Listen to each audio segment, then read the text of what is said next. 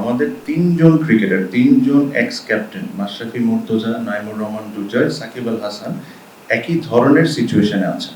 তো it is not right for me two sit here and talk about only one particular cricketer. আমি চেষ্টা করব সবার সাথে কথা বলে 3 তারিখে একটা বোর্ড মিটিং করে ইলেকশনের প্রসেস স্টার্ট করে দেওয়া। সো যদি ইলেকশনের প্রসেস স্টার্ট হয়ে যায়, নর্মালি 30 থেকে 35 দিনের মধ্যেই ইলেকশন হয়ে যায়, 30 থেকে 45 দিনের মধ্যে ইলেকশন হয়ে যায়। So which is at least 2-3 weeks before আমাদের ডেডলাইন। ঠিক আছে। সেকেন্ডলি, যেটা রিজাইনের কথা বলেছেন, এরকম কোনো কথা আমরা চিন্তা করিনি।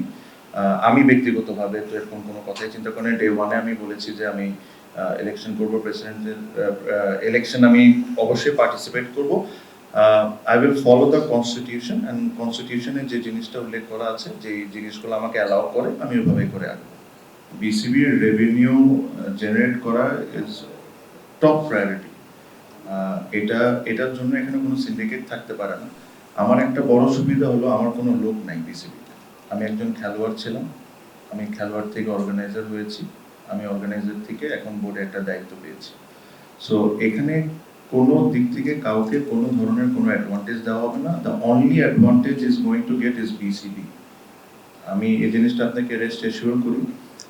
আমরা এই দায়িত্ব নিয়েছি 15-20 দিন হয়েছে। এই 15-20 দিনে যা যা করা সম্ভব পার্সোনালি বা অফিসিয়ালি আমরা সবার সাথে কথা বলে জিনিসটা করছি। আমার কাছে মনে হয় যে আমাদের রেভিনিউটা অনেক বেশি জেনারেট করতে হবে। একটা সময় আমাদের রেভিনিউটা বেশ ভালো ছিল, গত 1-1.5 বছরের রেভিনিউর অবস্থা খুবই খারাপ। So ICC funding is massive thing, যেটা আমাদেরকে হেল্প করছে সার্ভাইভ করতে। যখন একটা পুরোপুরি দায়িত্বে যদি আমি ভবিষ্যতে আসি, এই জিনিসগুলো হবে হলো টপ প্রায়োরিটি। এটা দেশি, ফর এক্সাম্পল টিভি চ্যানেলসের যে কথা বলছেন, টিভি রাইটসের কথা, ইন্টারন্যাশনাল টিভি রাইটস যারা কিনেন ওনাদেরকে ইনভাইট করা, আমাদের দেশি যারা আছেন তাদেরকে ইনভাইট করা, ওই কালচারটা আবার ফিরে নিয়ে আসতে হবে। এটা হইতে পারে না যে একটা দুইটা। সো ওই জিনিসগুলোর জন্য আমাদের যেটা করার দরকার ওটা আমরা অবশ্যই করব। সাথে এটাও বলবো, অন্য সাইডেরও ইন্টারেস্টেড থাকতে হবে এক টেবিলে বসার জন্য। তো ওটার জন্য আমাদের কাজই হলো এটা, যে তাদেরকে কনভিন্স করে নিয়ে এসে যদি 2টা টাকা বেশি বিসিবির রেভিনিউ হয়, so that will be a top priority.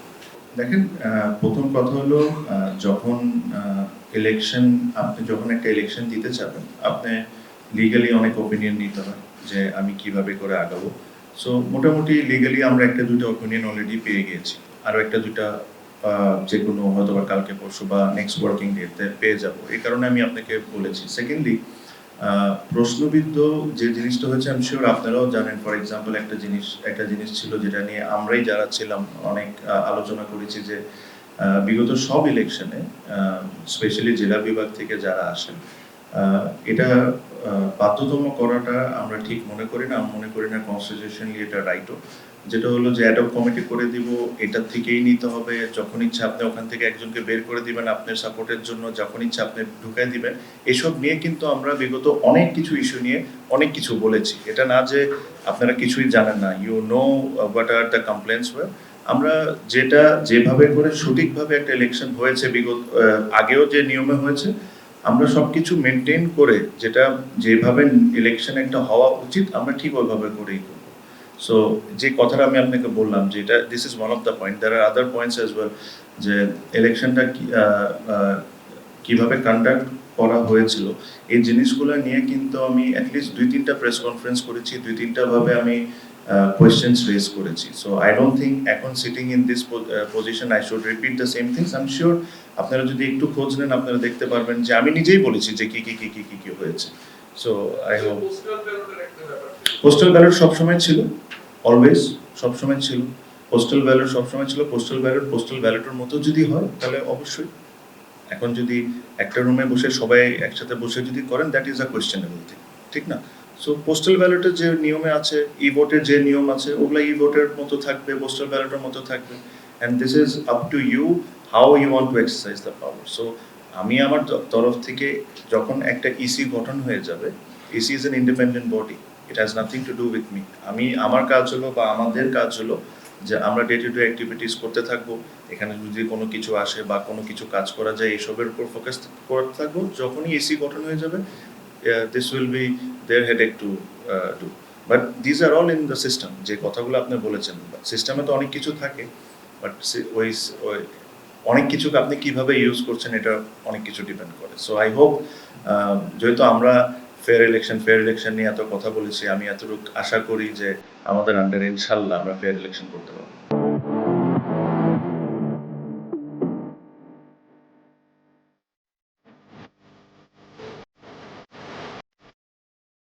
আমাদের কোনো অধিকার নেই কনস্টিটিউশন চেঞ্জ করার।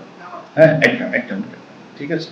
আর এই গত সময় কি কি হয়েছে না হয়েছে আমি ভাইয়াকে খুব ক্লিয়ারলি আনসার দিয়েছি, কি কি আমার কমপ্লেন ছিল, কি কি নিয়ে আমি অনেক জায়গায় বলেছি। আমি শিওর এই জিনিসগুলো আমার এই মুহূর্তে রিপিট করার দরকার নেই। এগুলো there is always there in social media and YouTube and সব জায়গায় আপনারা জেনে নিতে পারেন। না না, আমি যেটা আমি তো ক্লিয়ার করলামই, আপনার জেলা বিভাগ নিয়ে তো ক্লিয়ার করলামই। আমি বললাম যে অ্যাডহক কমিটির থেকে যে হতে হবে এরকম কোনো কথা নেই, এটা ইট শুড বি ওপেন। এটাতে যদি আপনিও যদি মনে করে যেই আপনাকে নমিনেশন দিবে বা কাউন্সিলরশিপ দিবে, if he thinks that you are the right person, you should get it. Why এটা 5 জনের মধ্যে বাধ্যতামূলক, এই কথাটা নিয়ে তো আমি ক্লিয়ার করেছি। So you are repeating the same question again and again. আচ্ছা, প্রথমত ইন্ডিয়ান হাই কমিশন উনি এসেছিলেন, উনি এসে ক্রিকেটটাকে এনজয় করেছেন, আমরা অতটুকুর মধ্যেই ছিলাম।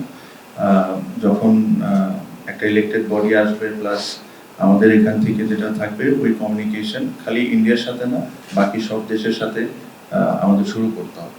শুরু করে এটা মেক শিওর করতে হবে যে বাংলাদেশ কিভাবে করে আরো বেনিফিটেড হয়, কিভাবে করে ভালো ভালো ট্যুর করে বা ভালো ভালো হোম সিরিজ আনতে পারে। So this is a process যেটা একটা ইলেক্টেড বডি করা উচিত। আর অনেকেই ইনভাইটেই থাকে, অনেকেই আসে।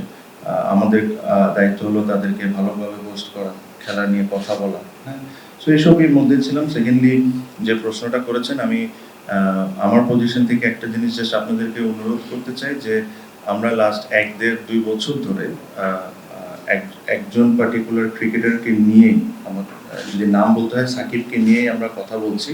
But I will also request, যখন আমরা এই প্রশ্নটা করেন, আমাদের 3 জন ক্রিকেটার, 3 জন এক্স ক্যাপ্টেন মাশরাফি মুর্তজা, নাইমুর রহমান দুর্জয়, সাকিব আল হাসান একই ধরনের সিচুয়েশনে আছেন। তো it is not right for me two sit here and talk about only one particular cricketer. আমার কাছে মনে হয় যে আমরা যখন প্রশ্ন করব, আপনারাও যখন প্রশ্ন করবেন, please make sure that you are mentioning the other 2 ex captain also. যে বিষয়টা ওই বিষয়টা আছে, আমাদের তরফ থেকে ক্রিকেটিং এনি সুযোগ সুবিধা বা যে কোনো কিছু আমরা তাদেরকে ওপেন আর্মে ওয়েলকাম করব। যে জিনিসগুলা যে লফুলি যে জিনিসগুলো আছে, আপনি আমাদের মিনিস্টার সাহেবও বলেছেন, উনিও বলেছেন যে ওনার এটার প্রতি আমরা নমনীয় হব, ওনার তরফ থেকে বলেছেন।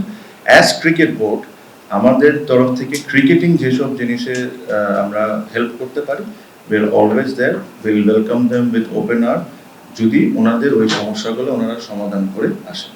এটা তো সেকেন্ড কোয়েশ্চেন, এটা তো আমি ডিসাইড করতে পারি না, এটা যার দায়িত্ব সে ওটা ডিসাইড করবে। মানে me sitting here cannot answer that.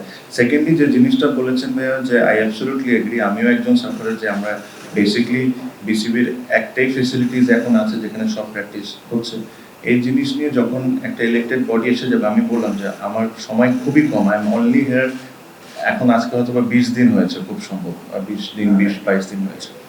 So যদি আমি ইলেক্টেড হই ইনশাল্লাহ, তো এটা নিয়ে আমার নিজস্ব একটা প্ল্যান আছে যে জিনিসটাকে কেমনে কি করতে হয়। আবার সেকেন্ডলি এটার সাথে আমি আরেকটা জিনিস আপনাকে অ্যাড করে দিতে চাই, যে আপনি যদি এখন বাংলাদেশের ক্রিকেটিং সিস্টেমটা দেখেন, বাংলাদেশের কিন্তু ক্রিকেট প্লেয়াররা প্রডিউস করছে হলো একাডেমিসগুলো, দিস প্রাইভেট একাডেমিস। হ্যাঁ, তারাও যেরকম সার্ভাইভ করে, এটাও কিন্তু আমাদের একটা দায়িত্বের মধ্যে পড়ে। সো ওই কারণে যে প্রথম স্টেপটা আমরা যেটা নিয়েছি, আমরা 6টা মাঠে খেলা দিচ্ছি। যখন আমরা Bashundhara, cricketers academy, BKSP, ULAB, হ্যাঁ, এইসব মাঠে যখন আমরা খেলা দিচ্ছি, আমরা উই আর পেইং রেন্ট। ওই রেন্ট দিয়ে কিন্তু তারা তাদের রেভিনিউ জেনারেট করছে। আমার একটা ব্যক্তিগত ইচ্ছা আছে যে এইচপি নিয়ে আমরা পরবর্তীতে আমরা বসবো, এইচপি নিয়ে যে আমরা কি করি, under 19, under 17, under 15 আমরা সব জায়গায় এক জায়গায় ঢুকে দিই বা বিকেএসপিতে আমরা চলে যাই। আমার কথা হলো যে এই যে প্রাইভেট একাডেমিসগুলো আছে এদের কিন্তু থাকারও ব্যবস্থা আছে, মাঠও আছে, সব আছে। আন্ডার 15-এর ক্যাম্প ক্রিকেটার্স একাডেমিতে হতেই পারে বা আন্ডার 17-এর ক্যাম্প পিকেএসপিতে হতেই পারে। আমরা তো ভাড়া দিয়েই করি, আমরা যখন বিকেএসপিতে এই ক্যাম্পগুলো রান করি আমরা কিন্তু বিপে, সো ওয়াই নট আমরা এখানেও এদেরকেও সাপোর্ট করি। সো ডাইরেক্টলি ইনডাইরেক্টলি এই প্রাইভেট একাডেমিসগুলোকে বিসিবি সাপোর্ট করা শুরু করতে হবে, and this was the first step যে আমি চেয়েছিলাম যে এদের মাঠেও খেলা হোক, বিকজ হয়তোবা উইকেট ভালো না হইতে পারে এই সিজনে, খেলাটা হওয়াটা ইম্পর্টেন্ট বেশি ছিল আমার জন্য, উইকেটের কথা চিন্তা করাচ্ছে। আজকে যখন এখানে একটা ফার্স্ট ক্লাস টুর্নামেন্ট হবে বা লিস্টে ম্যাচ হবে, অটোমেটিকলি ওই একাডেমিসগুলাই কিন্তু বেটার করা শুরু করবে নিজেদের facilities. So that's how you help each other. So এটাই আমার প্ল্যান। আমি আশা করি যখন আমি যদি আমি একটা লম্বা সময়ের জন্য এখানে থাকতে পারি, আমার নিজের স্বপ্ন আছে, আমি ওই স্বপ্নগুলো কেমনে বাস্তবায়ন করতে পারি ওটা নিয়ে কাজ করবো তখন।